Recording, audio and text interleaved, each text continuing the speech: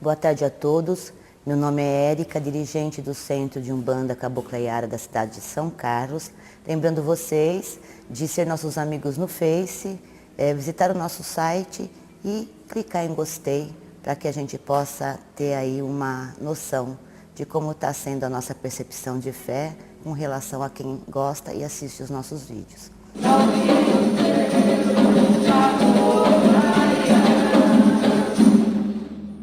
Bom, gente, a pergunta é, na visão espírita, como é visto a doação de órgãos? Eu vou responder baseado, primeiro, na nossa percepção, na nossa visão, mas, de um modo geral, o espírita em si deve ter mesmo a mesma tese com relação a isso. Tudo aquilo que fazemos em prol do próximo, em prol do nosso irmão, em prol de salvar a vida de alguém, a partir do momento que já se extinguiu a vida física de alguém, nós somos a favor, a espiritualidade é a favor e tudo aquilo que possamos, no seu íntere, ajudar ao nosso próximo, inclusive com a doação de órgãos. Então, o espírito não vai sofrer com isso em momento nenhum, porque o órgão em si já não está mais sendo vista como algo necessário por parte do espírito. O espírito vai sentir as sensações físicas independente do seu corpo. Então, se ele tiver que sentir por algum momento a dor física,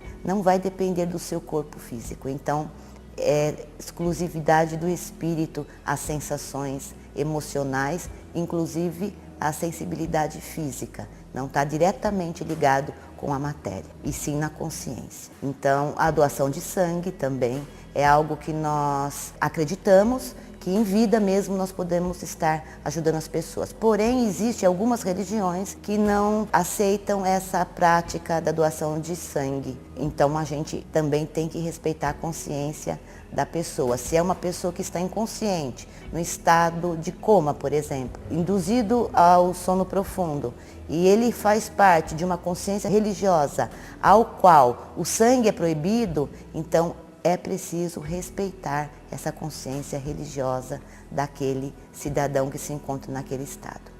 E isso vale também para a cremação. O que nós achamos com relação à cremação? A cremação também tem que ser respeitado, a visão de fé, a visão religiosa do sagrado daquela pessoa. Se em vida ainda ela pede que seja cremada, quando a sua morte chegar, então tem que ser respeitado essa percepção da pessoa, né? Aí também entra a questão religiosa, a consciência do sagrado. Então, vai também a questão, quanto à visão espírita, a cremação, nós acreditamos que também o espírita já tem uma visão do espírito de evolução em termos de desapego. Então, a gente também não tem nenhuma objeção com relação à cremação, contudo que seja respeitado a vontade e a percepção religiosa do sagrado daquela pessoa que desencarnou. Tudo isso tem a ver com a consciência da pessoa e não necessariamente com algum tipo de restrição espiritual. Uma pessoa que ela tem problemas com o apego, que ela é uma pessoa extremamente apegada à matéria, ela vai estar apegada independente do seu corpo físico ter sido cremado ou não. A sensação de ter o corpo físico vai permanecer, porque ela vai estar com a consciência espiritual, apesar de desencarnada e de seu corpo físico ter virado cinzas, ela vai senti-lo normalmente. Quando existe aí realmente essa necessidade, essa passagem do espírito com relação ao apego, ela vai sentir aquilo como se não tivesse acontecendo uma cremação, e sim como se ela estivesse viva e sofrendo da mesma forma. Então é uma questão mais de consciência espiritual, percepção de fé e religião e do sagrado, que deve ser respeitado. E, enfim, quanto à eutanásia também, eu queria estar falando que nesse aspecto nós abominamos, sim, porque o último respiro da pessoa é necessário para a sua purificação espiritual no plano terra. Então, se ela tiver que ficar 10 anos em coma, e aí, Érica, isso é legal, e o sofrimento? Não, nós não podemos avaliar se aquela pessoa está sofrendo por conta disso ou se está se sentindo leve por estar cumprindo com a necessidade do seu espírito. Então, com relação à eutanásia, a visão espírita é contra. Nós temos que acreditar que o nosso Pai Maior está ali o tempo todo e, com certeza, no momento que se extinguir totalmente a necessidade dele permanecer naquela situação, ele é, com certeza, recolhido pela espiritualidade imediatamente. Então, se ele respira, se ele permanece vivo, é porque há uma necessidade espiritual. Ah, mas e aquela pessoa que só está viva por conta dos aparelhos? Bom, se a ciência nos permite que utilizamos desse recurso, que é manter a vida de uma pessoa através dos aparelhos, a gente pode mantê-la,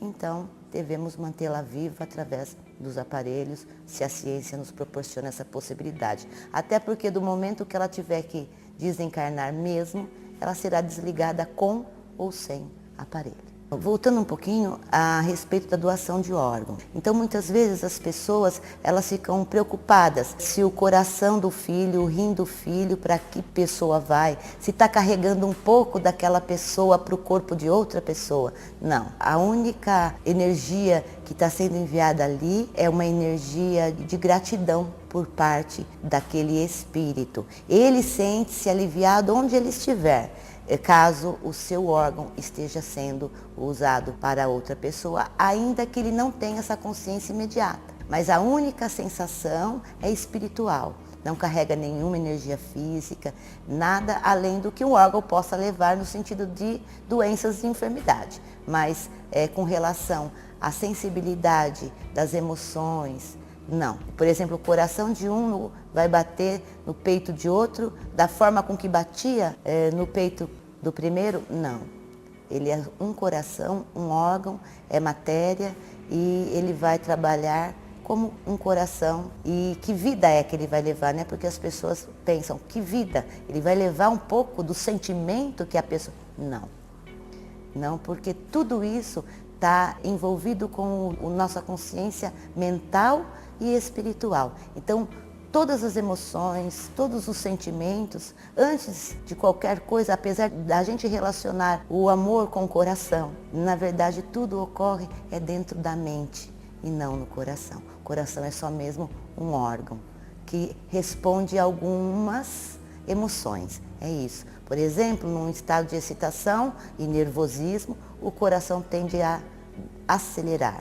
Sim, mas aí isso já parte para a resposta da ciência, né? Ele acelera por conta do alto grau de nível de adrenalina, fluxo sanguíneo, que é liberado naquele momento, aonde a excitação, o momento de nervosismo ou de paz, seja qual for, inicia-se dentro do nosso cérebro, nos nossos neurônios e diretamente ligado com a nossa mente e sensações. Por isso que uma pessoa tem sensações diferentes uma das outras com relação à mesma coisa, com relação à mesma situação. Uns reagem de uma forma, outros reagem de outra. Ah, porque quem reagiu de um jeito, o coração dele, ele bate mais sensível? Não.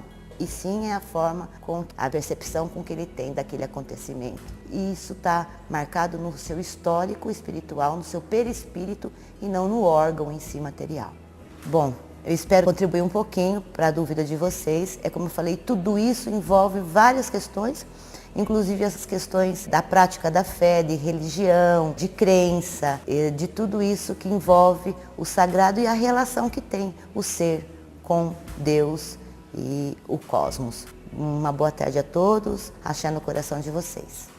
O próximo vídeo, inclusive respondendo ao Natanael, a gente vai fazer um pouco maior, tá? E mais explicativo, que é a respeito da criação dos orixás, da criação do universo em si, como tudo isso aconteceu. Como é uma pergunta e uma resposta muito profunda e demanda muito mais tempo, a gente vai fazer depois um vídeo em especial para estar respondendo isso para vocês, logo na sequência, tá bom, Natanael? Um beijo, fica com Deus.